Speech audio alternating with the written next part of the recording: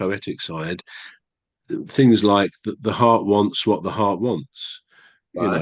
know.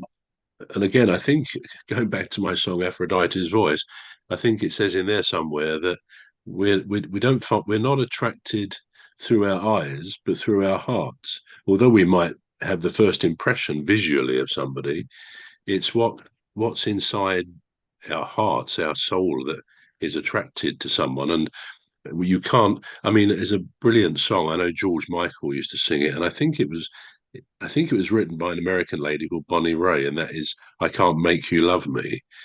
Right. And again, it's a soulful song that acknowledges the universal truth that however much we may feel we love someone, we've fallen in love with them, we can't make them love me back. And sometimes I think some scholars would say that it's incredible that any two people actually fall in love with each other, because it's not the easiest thing to really do. I mean, this is this is not an advertisement for my songs, far from it. But No, carry on. in my song, in my song "Lady," Yeah. I think it says near the end, one of the lines I wrote is, "I love you incredibly, you love me too," and I think that picks up on that point, that it's actually quite an achievement, a human achievement, if two hearts, two souls actually fall in love with each other.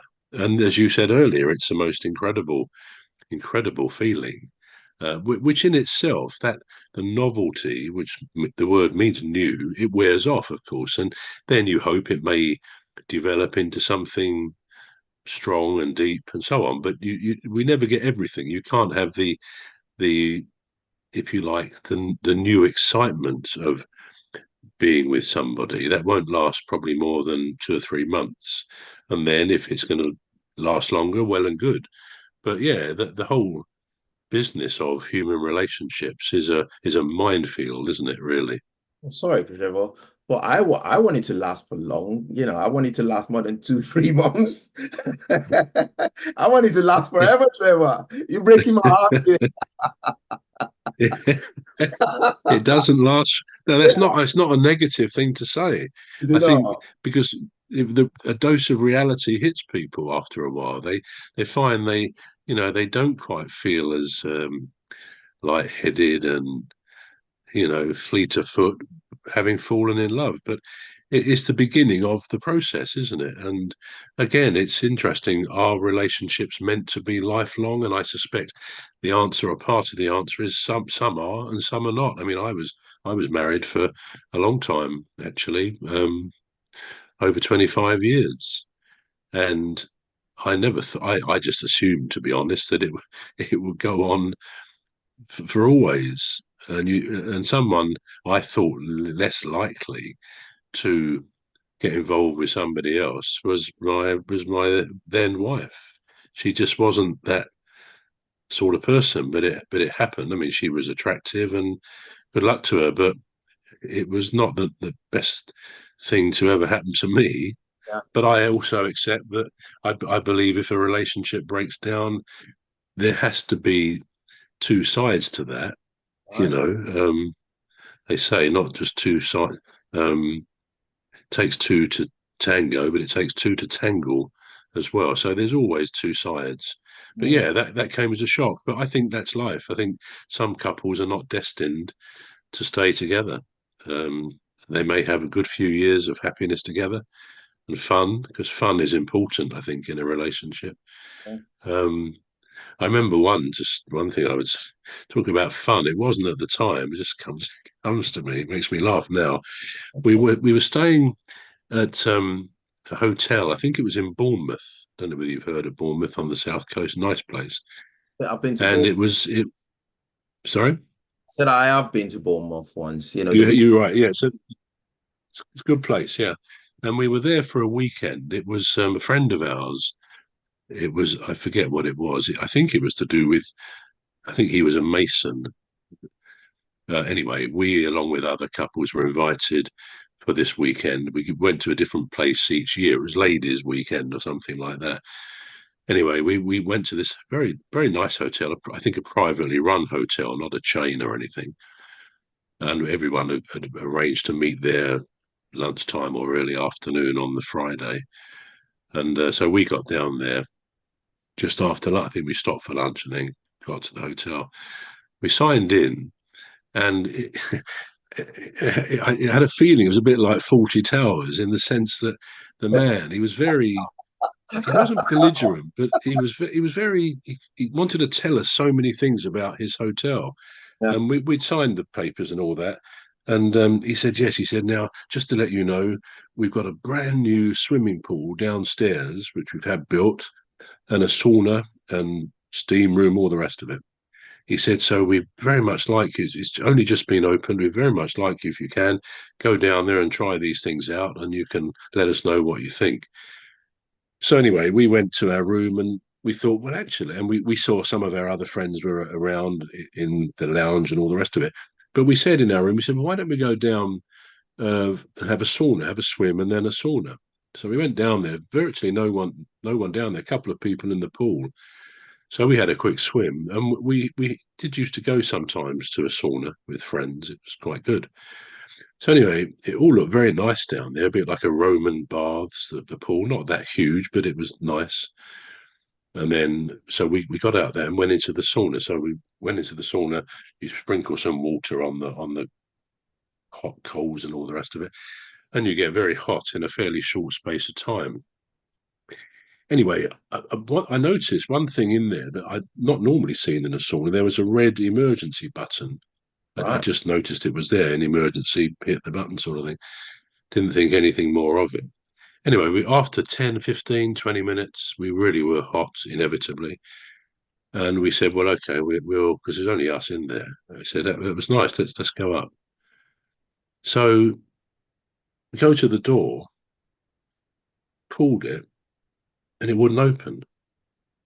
And I remember thinking, I just all sorts of thoughts go through your mind. I thought, I've not pulled it hard enough. No, it wouldn't open. So I, and I thought, well, you hear of people getting locked in fridges Yeah. in shops or something, and you can die pretty quickly. And I Yeah. thought, if we're locked in here, we've had it, sort of thing. It's actually a very alarming prospect. Right. So I thought, well, I said to Marion, I said, I don't want to do this, but I'm going to have to hit this button. It wasn't a glass, but you had to hit it. I Yeah. said, we've got no choice. Otherwise, we're stuck.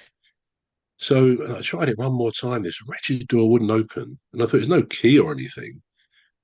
So I hit the thing, and then you could hear him speak through some speaker. He said, is everything okay? We said, no, we can't open the door. He said, oh, don't worry, I'll be right down. And anyway, we thought, well, at least we're not going to be stuck in here. Yeah. I just said the door won't open. We're trying hard. So anyway, it's a window in the door, so you could see out. And Yeah. after it seemed an eternity, but after 2 or 3 minutes, this chap, this Basil Fawlty character, came skidding round the pool. It was like a cartoon. He was running round. And I thought, well, thank God for that, because you feel a bit like being trapped in a lift, which is pretty horrible. Yeah. And I felt we were stuck in this steamingly hot place. And he came to the door and he just pulled it open. I thought, we're done. Now, of course, they have a handle inside so you can pull it shut. Yeah. But when you see a handle on a door, there's an instinct, to me anyway, Yeah. you think it opens inwards. But it didn't. But in trying to open it, I'd snapped the handle off. I forgot to mention that. I thought, well, I've broken the handle. We'll never get the door open now. So and he opened the door. He said, what did you press that for? I said, oh. And I said, look, this is this. I didn't laugh at the time. I said, this is your handle. I said, I'm so sorry. We thought the door opened inwards. And anyway, we were not flavour of the month, as you can imagine. And he said, oh, well, I said, I'm so sorry. And I really thought, I think I offered to pay, but they didn't take money. But I did feel the rest of that weekend, every time we walked through the lobby or the lounge, I felt the reception people, their eyes were on us, obviously been told what they'd done. And I felt such a complete idiot, as you can imagine. But perception is all. If you think a door opens inwards, I say you don't always instinctively think we'd try the other way. And that was it. But that was so embarrassing, as you can imagine. You know, who it reminds me of with the handle. And I just pictured you with the hand, with the broken door handle in your hand. And it reminds me of Frank Spencer, Some Mothers Right. Do. Yeah. Yeah. Betty and all that. That came to my mind.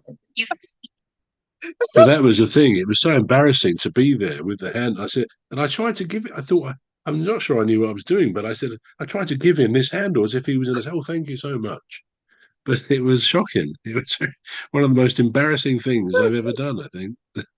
On that beautiful note, we'll bring the show to a close. And of course, my wife, married, she just sat there quietly saying nothing. She didn't want to get involved. And I don't blame her, but I took the full blame and everything I think in for instances both like of that, us.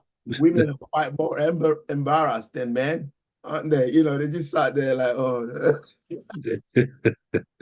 Yeah, so I won't be doing that again in a hurry. All right. Thanks for watching the Alien podcast with myself, Emmy Hikins, and Trevor Gear. So it's goodbye from me. And it's goodbye from me. Thank you for watching. Thank you for watching. See you next week. Yeah, I mean,